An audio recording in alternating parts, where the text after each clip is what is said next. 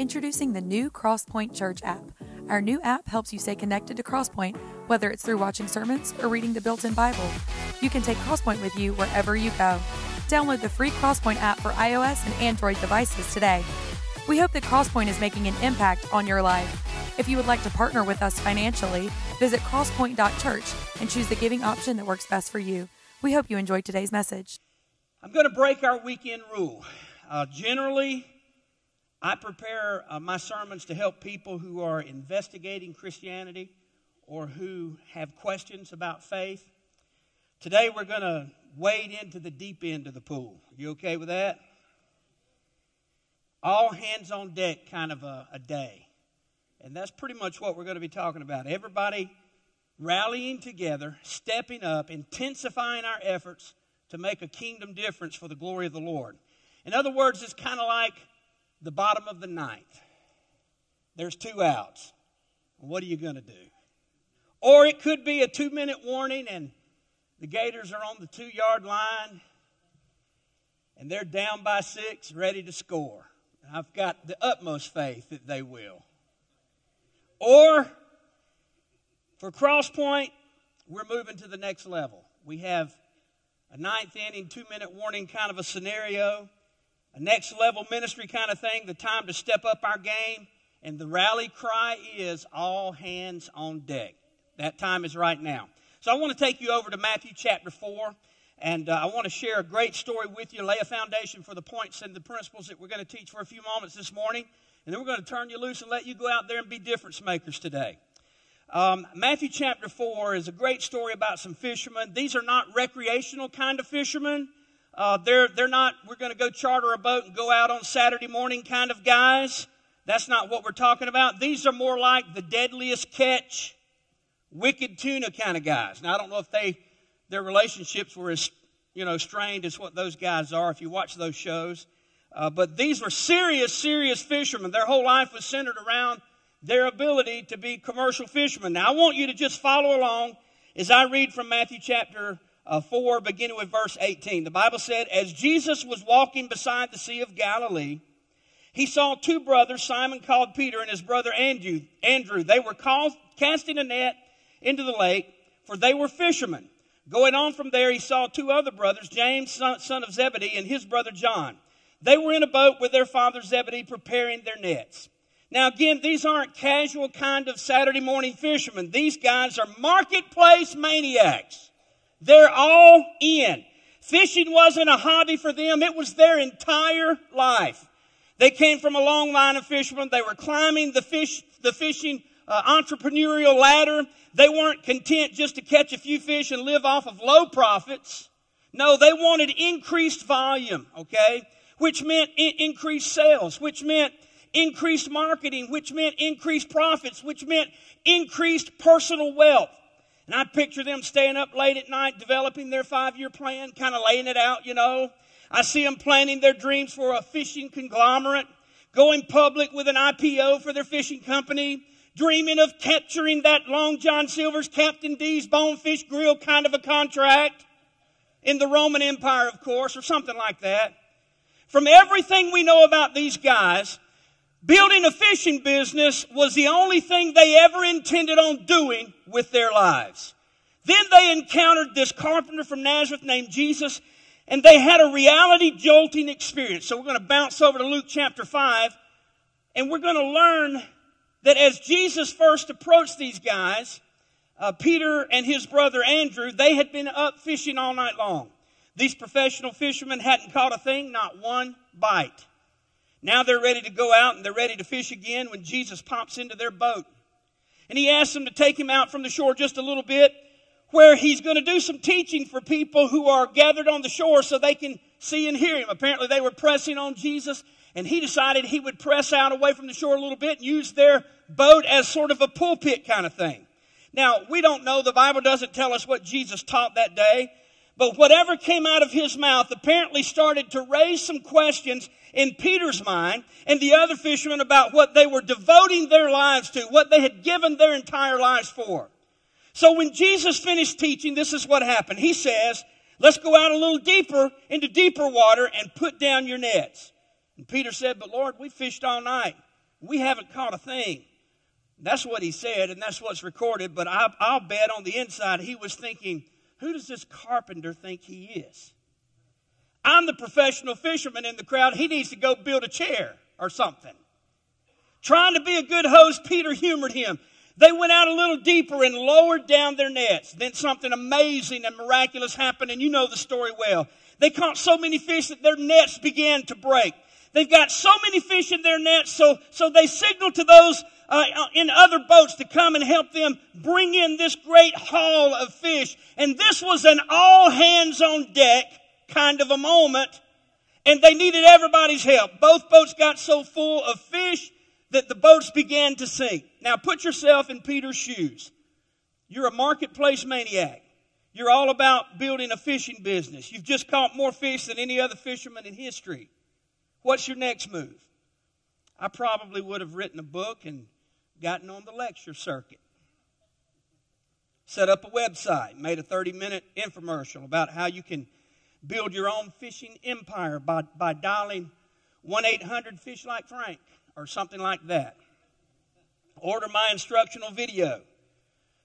When you are a businessman and you've got this kind of momentum going into business ventures, it's time to capitalize on it. At least that's what our marketing would tell us to do today, right? But Peter didn't do that. Peter was too good of a fisherman, and he knew that this extraordinary catch didn't have anything to do with his personal fishing skills. He knows this is a miraculous deal that he watched, and he concluded that he was in the presence of a supernatural deity. And it just wrecked Peter. It wrecked his life. It messed with his head, and it humbled him. It was a wake-up call for Peter. So he falls to his knees crying, "Go away from me, Lord. Just go away because I'm a sinful man." Maybe he thought back to the times when he told some of his buyers of his catch that they were getting more fish than they were really getting. Or when he sold 2-day-old fish and told everybody they're fresh. Just caught them today. Or maybe he thought back to times where he didn't split the profits evenly with his brother Andrew like Andrew thought he had done. Peter was overcome with his sense of unworthiness in the presence of Jesus, recognizing that Jesus was certainly no ordinary man. Now imagine the absolute shock that it must have been when Jesus extends to these 4 guys a life-altering invitation. Here are these marketplace maniacs suddenly concluding that in the scheme of eternity, what they'd been dreaming about, what they'd been planning to do all of their lives, that their plans really didn't matter anymore. It's really not all that important anymore. Jesus makes this invitation in verse 19. He basically says, guys, come and follow me, and I will make you fishers of men. Now notice this is a twofold invitation. First of all, come follow me, and I will make you fishers of men. This is very important. First, Jesus invites them to follow him, and he promises them a fantastic changed life. Now, folks, contained in those words, contained in that calling from Jesus, is the realization that Jesus knows. He's saying, guys, I know your past. I know what you've done. I know your moral screw-ups, your sinfulness, the darkness that lives inside of you. But I love you, and I'm calling you, and I'm asking you to follow me. I want you to join my team. I want you on my team. Then second, and this is so important, Jesus invites them to be difference makers. Come follow me and apply the gifts and apply the skills and apply the visions and the goals and the strategy that you've learned from building a commercial enterprise. And you can use those skills in a much more meaningful and much more important arena. Fishing for people, making a difference in the lives and hearts of and eternities of people, period. Jesus wanted to take these marketplace maniacs and use them to help reach people who were far from God and people who live with regret and remorse to help them find grace. He wanted to use them to help take people who are headed on the path to hell so that they could find their path to heaven. So what would these marketplace maniacs do? Verse 20 says of Peter and Andrew, at once they left their nets and they followed him. At once they left their nets and they followed him. Then verse 22 says of James and John, and immediately they left their boat and their father and they followed him. Now I want to push the pause button on that story for just a moment And I want to jump ahead 21 centuries to Cross Point Church, March 2017. What those fishermen learned in that boat during that miraculous catch is also true about this church today. This is an all-hands-on-deck kind of place. Can I get a witness? I want to try to unpack for you what I mean by that statement, all hands on deck, in 3 different ways today. The first thing I want to ask you to do is to just everybody participate and just a little show and tell kind of thing here. Hold your hands out like this and just keep them out in front of you for just a moment. We're going to use your hands as a few sermon illustrations today. And so just hold them out and put them in this position, kind of palms up, and just look at them as you've got them opened up. Just put your eyes on your hands. Now, as you're looking at your hands, I want to tell you a quick story. Josh, our youth pastor, forwarded me an email this week. And I didn't get permission to share it, so I'm not going to read it. But I'll tell you an overview. And this is it. I cried. I cried like a 10-year-old schoolgirl when I read that email. Matter of fact, I had to go home and put my makeup on again. It was so bad. I'm just kidding. Now, you got to be careful with those kind of jokes these days, so that's not true. I did not have to go home and put my makeup back on.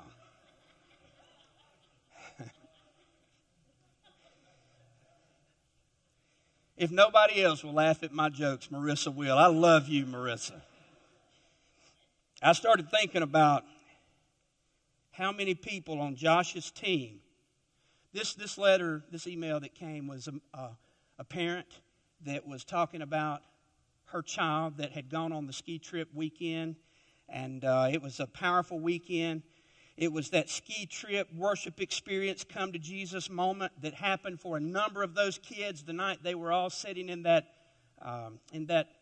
lodge, I guess it was, and they were having a worship experience and a devotion time together. And a number of those kids embraced faith in Christ. And this parent was telling us how that moment changed her daughter. She said, that I had been praying for this, and man, she's so impacted by this, and such a life-change story, and I'm weeping and I'm crying, and it just totally messed me up for the whole day.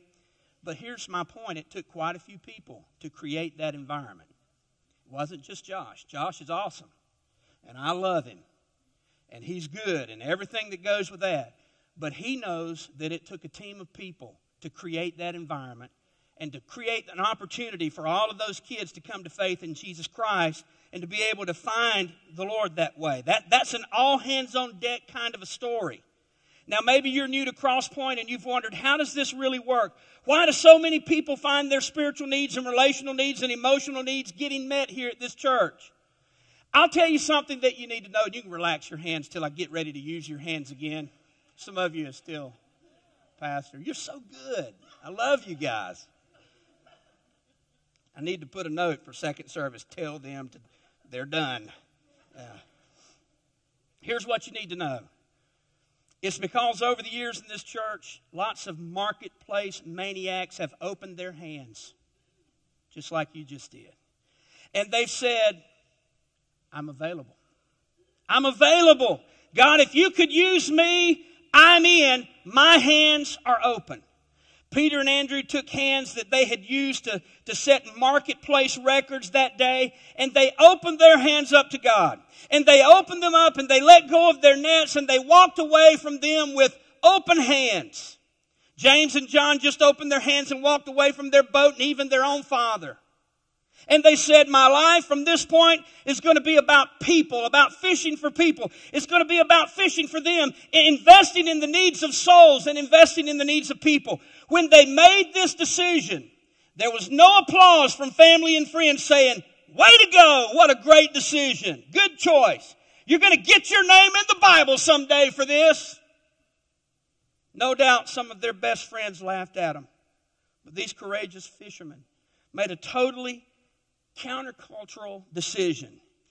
And they just opened their hands. Friends, in that moment, the only applause to them was applause that they couldn't even hear as thousands of angels in heaven began to applaud and stand for them and give them a standing ovation and cheer for them, rejoicing. And God broke out in a big smile because they decided to follow Jesus and to open their hands. You see, the natural tendency for all of us is to go through life with closed hands.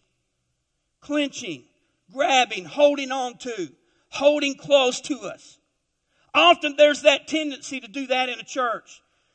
Crosspoint is kind of a unique church, and you know, the reality is we're a much larger church than we were 4 or 5 years ago, and it's easy for people to kind of sit on the sidelines and just grab and take hold of stuff and, you know, just kind of clutch and hold on. And look, I get it.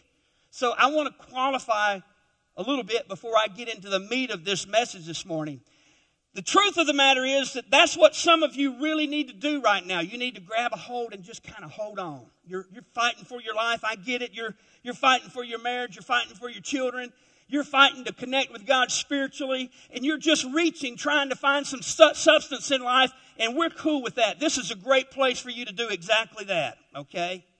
And you're holding on. You come here during a difficult time and circumstances in your life, and you're broken and you're hurt or you're devastated or you're confused and you're just in need of healing. So you grab a hold. We've got a lot you can grab a hold of, and you can just hold on and ride out this storm in your life. Or you're investigating Christianity and you're asking some great questions. You're wrestling with whether or not it's something that you want to embrace. If you fall into one of those categories, you probably need to stay on the sidelines for a while and just grasp and hold on. But for most of you in this room, you need to open your hands. You need to open your hands. 2,000 years after Jesus offered that invitation to those guys, He's still offering life-altering invitations to marketplace maniacs. And He's saying, hey, if you'll follow me with open hands, I'll use you to be difference makers in people's lives. Maybe you're one of those people who've been taking and grabbing and consuming everything at Crosspoint for a long time. And the time has come for you to quit clutching and holding on and to open your hands and to let go and say, Jesus, I'm all in. Last Sunday, we launched a new ministry at Crosspoint, or we had a follow-up meeting, section leader teams that we're going to have in place by Easter Sunday. And there was a room full of people that met with me over in the highway room. It was a great meeting. And there were some people that stepped into that room that just blessed me. And we made a great connection. A couple of the young girls that showed up in the room, they just had a fire in their eyes. And I picked up on it. And they were like, Pastor, I'm all in. I'm so excited about this. And as I cast the vision for what that ministry was going to look like, and I truly believe it's going to be one of the greatest things we've ever done at Crosspoint Church, and I'm all in. And then throughout the week, I told them when they left the orientation last Sunday, I said, I'm going to give you 3 or 4 days to pray about it and think about it. I'm going to send you a text, and I need you to reply. If you're still in after hearing the vision and hearing the responsibilities and the job description and what we're going to be doing with section leader ministry, if you're still in, you just reply, I'm all in. So on Thursday, I sent out that text, and I was kind of watching for a couple of the young girls that just seemed to have the fire in their belly to do something great for God. And I no sooner got those texts sent out, and I started getting little rings on my phone, and those were 2 of the young ladies that said, I'm all in, Pastor, really excited about this new ministry. You know what they were doing? They were saying, my hands are open. I want to be a difference maker. This is going to be incredible. This is a phenomenal ministry, and my hands are open. I want God to use me. Sometimes there comes that moment where you need to move beyond grasping and receiving and closing your hands and just open your hands and say, here I am, God, I'm available. I'm available to you. Use me. Second, I want to ask you to turn to the people next to you now and just show them your hands, just on each side of you. And look at the people on each side of you. Look at their hands. Look at them closely. Okay? Just check out those hands. This ain't going to get weird or anything. Just hang in there with me. It may get a little weird before I'm done. Not totally weird. So as you've opened up your hands and you know, let people look at your hands, yeah, that's weird, I guess. But they all look different, don't they? They all look different. Little hands, big hands, white hands, black hands, arthritic hands, scarred hands, calloused hands. Some of them had calluses, right? You see those calluses on some of those hands? Absolutely. And there's some people out there, you work with your hands. You're a gardener, you're a contractor, you're a craftsman, a mechanic, a builder, and you get calloused hands. You're a mason, you get cracked hands. My guess is Peter, Andrew, James, and John just always had calloused hands in their life. My guess is Jesus, being a carpenter, got splinters and worked in the carpentry shop and hit his thumb with his hammer from time to time. Yeah, I wonder what he said when he hit his... Me, darn it! I don't know. But he said something, I'm sure. He had calloused hands. On the night Jesus was betrayed, Jesus did a very unusual thing. He had this last get-together with his disciples. And instead of recalling memories of all the miracles he had performed the last 3 years, instead of all that, with his calloused hands, Jesus got down on his knees and he crawled around the room and he washed the feet of the disciples. Now, can I be real candid with you about something? I'm going to be, whether you give me permission or not. Just saying. Over the years, I've observed that there are basically 3 types of people in every church. The first are what we would call drive-through people. Drive-through people. They look at this place as kind of like Mac Church. You drive up and you pull in the line and you hear, "Welcome to Cross Point. May I take your order, please?" Yeah, I'd like a great service, inspiring music, a great kids ministry, awesome student ministry, and an engaging, non-boring kind of a sermon. Would you like fries and maybe the PT special gourmet coffee with that? A lot of you have just kind of been driving through church for a year or 2 or 3. No commitment, no connection, no involvement, no life change, no skin in the game. Drive-through church. That's how I would describe that. Another type of person in every church are what we might call the flu shot people. The flu shot people. Show of hands, how many of you have ever had a flu shot? Did that work out for you? Yeah, most of us would say no. A lot of people do that, though, these days. There are some people who approach spiritual commitment kind of like a flu shot, because when you get a flu shot, you're actually being injected with part of the virus of the flu, so it keeps you from getting the full disease, or supposedly, Now, for some of you, church and spiritual growth is kind of important to you, but not so important that you would move into the ranks of all-out serving or open hands, I'm all in kind of thing. So you get a mild dose of Christianity, kind of an injection, and that keeps you from getting the full-blown disease. Now, the third group in every church is what I would call the committed core with calloused hands. These are folks that God uses to help the church advance and to change lives. These are the pillar people that you find in the trenches on their knees. They're praying for situations and circumstances. These are the people who sacrifice and people who give their energy and they give of their resources. These are the servants with calloused hands who regularly and joyously give their time serving on a ministry team. They're all in. These are not the drive-through people looking for Mac Church. These are not the flu shot people trying to just get enough of God so they don't get the full-blown, all-in disease. These are the committed core with the calloused hands. Now, I don't know, maybe now is the time for some of you to say, I'm ready to leave my drive-through, flu-shot spiritual ways once and for all, and I'm ready to become part of the committed core with calloused hands at Cross Point. Maybe it's time. Maybe it's time for you to be that person. Now, apparently some of you are not convinced that you're needed around here.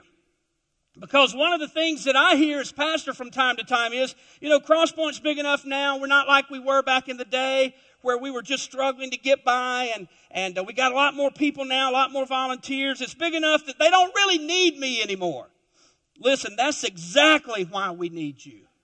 That's exactly why we need you. Think about it. When all those fish started coming into the boat, Peter had to call for the others to come and help him get in this great catch of fish. They didn't go, oh, he's got so many fish over there in his boat, he doesn't need us anymore. No, that's why they were needed over there. Friends, God's doing such an enormous work here, and there are so many needs.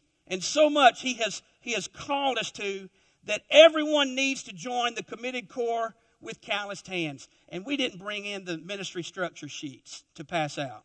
We run them off, but we didn't get them. Get them and give them to my ushers, and let's start passing those out. And do it quietly, and do not distract me while I'm preaching. I'm just kidding. Do what you got to do. That was my fault. I just forgot to get this out there to you. But we have established a new ministry structure at Cross Point. I'm not over everything anymore. I don't have my hands on every single thing. We've gone to the point where I can't touch every person, and somebody will come up to me and say, Pastor, I want to get involved, and where can you use me? And I'm like, look, we've got all these different environments. Go find a leader and get connected. There's a great place for you to serve, and there's something for everybody at Cross Point Church, and we want you to get connected and to do that. Now, they're going to pass out a brand new ministry structure we've been working on for a couple of years now, and I want you to take a look at it, and I'll talk about it a little bit more at the end of this sermon and go over some of the details with you as they get that out to you.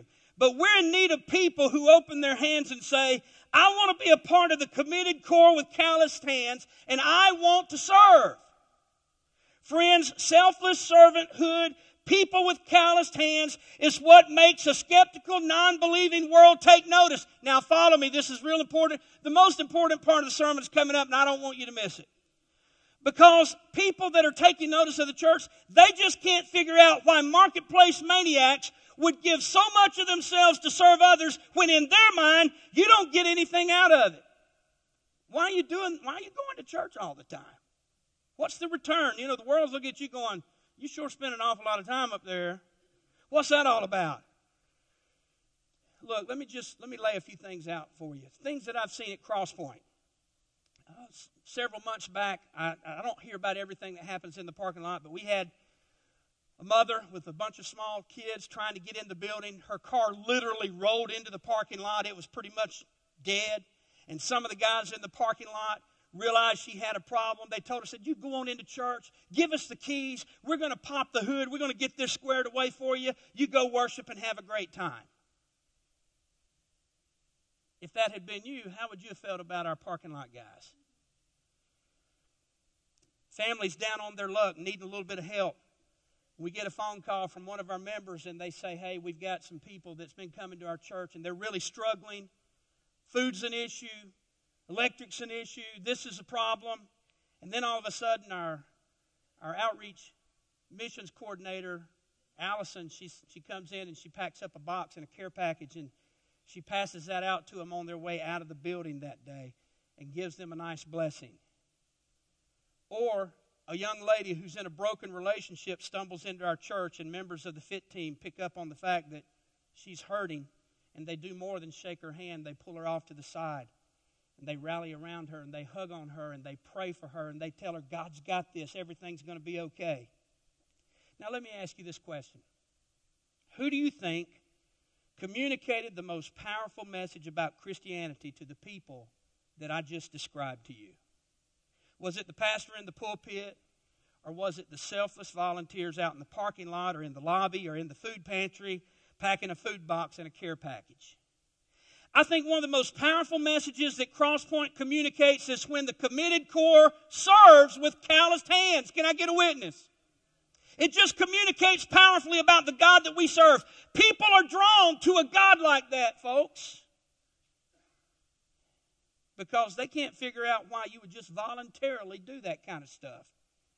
Now I want to ask you to go outside of your comfort zone. This is the weird part.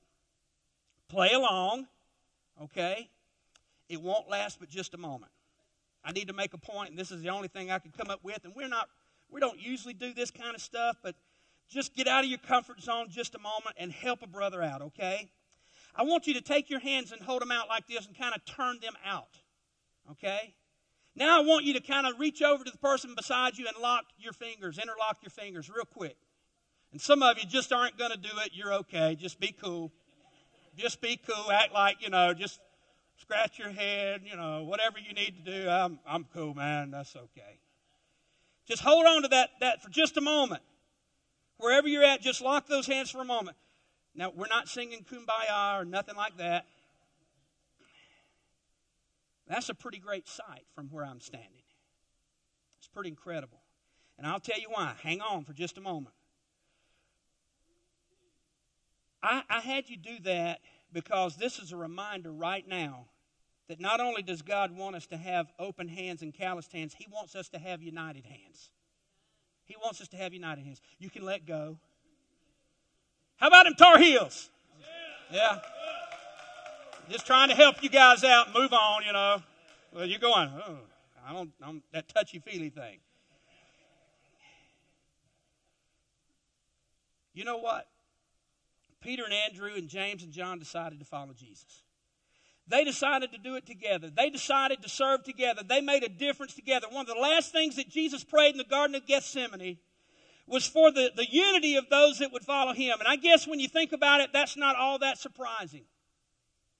Because we all know that unity is the key ingredient to success in every area of life, right? I mean, if you want to see unhappy people, you want to find some miserable people, just look at some people in conflict with each other. In marriage, in family, in a business. If there's not unity in those environments, you're going to find some really unhappy people. To have successful businesses, you've got to have employees united and working together. To have a successful football team, you've got to have players who play together. To have a successful family unit and dynamic, moms and dads and kids, they've got to be meshed together. They've got to communicate together. There's got to be unity in that home. For this church to be all that God dreamed for it to be, we who claim to follow Jesus have to come together. We have to unite together. Jesus said, when we're one, the world would believe that God sent me. They will believe on me because of your love for one another when you're living in unity. No matter what you do, there will always be critics, and we've had our fair share of critics here at Crosspoint Church. When you're part of a church doing significant things for God and helping lost people connect to faith in Jesus and growing like we're growing, you can anticipate some criticism. That's going to happen, and it certainly has happened here. It's inevitable. But consider this. One of the reasons that God has blessed our church over the years is there's just a tremendous sense of unity here. You act like you actually like each other. The Bible says unity is something we've got to guard. We've got to fight for it because it's fragile and it can be easily attacked and easily destroyed. So at a time where there's a potential for increased criticism, we have to move forward, friends, with united hands. This is an all-hands-on-deck kind of a place. And it takes open hands, it takes calloused hands, and it takes united hands. Because every week, so much is hanging in the balance around here at Crosspoint Church. Now, maybe today there's a single mother here for the very first time. Let me give you a hypothetical. And if you miss it all, get this. This will catch you up real quick. But this happens pretty much every week here. We'll have single parents, mothers and fathers, that will show up on our campus, but maybe today there's a single mother here for the very first time who's been going through a very painful divorce. She's got 2 kids, and a good friend that she works with has been saying, you need to come to my church. You need to bring your kids to Crosspoint. So today this single mother got in the car with her 2 little boys, and she headed to Crosspoint Church. Now what she didn't know at this point is that today a team of people got up, drank coffee together, put on orange vests to welcome her with a smile so that, first of all, she could find a good parking place. What she wasn't expecting was that some people with the gift of hospitality went to the doors to hold them open for her, helped her get her 2 children, her little boys, signed in for Kids Point, gave her a blue visitor bag, a warm smile, and a friendly handshake. What she doesn't know is that the Kids Point team has been preparing all week to welcome her 2 little boys and give them an experience that they'll never forget. What she doesn't know is that volunteers, musicians, and singers have been rehearsing and learning music and lyrics all week long so that they'd be prepared to share music that would be meaningful and relevant and help usher her into the presence of God. What she doesn't know is that the pastor spent a big chunk of his week fine-tuning a message, and he says to his wife, this may be the worst sermon I've ever given. And just like she always does, the wife reassuringly says, hang in there. They'll give you another chance. They'll come back. It's just so obvious that God reached down and He touched the efforts of those who planned the services, because the music connects with her life and penetrates her soul, and the message, well, somehow God does something miraculous with that, and it too makes a connection. And after the service, she goes and she picks up her boys from Kids Point. And Susan and her team pass them back to that parent. And those kids, which is a story I've heard a dozen times over the last couple of months, those kids look up and they say, Mom, we learned about Jesus today.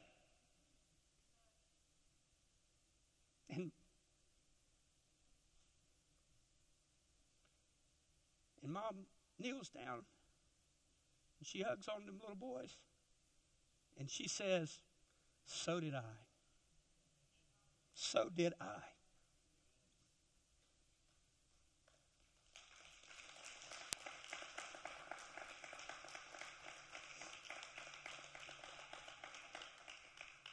She didn't know it. This mother didn't know it. And again, this story's been played out so many times. She did not know it.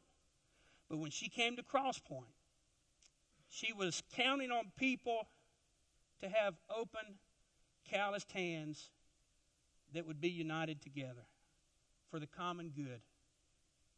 You know, I'll bet some of you thought when we came to the end of our latest expansion project here at Cross Point, that the greatest need at Cross Point right now would be a big push for some more money.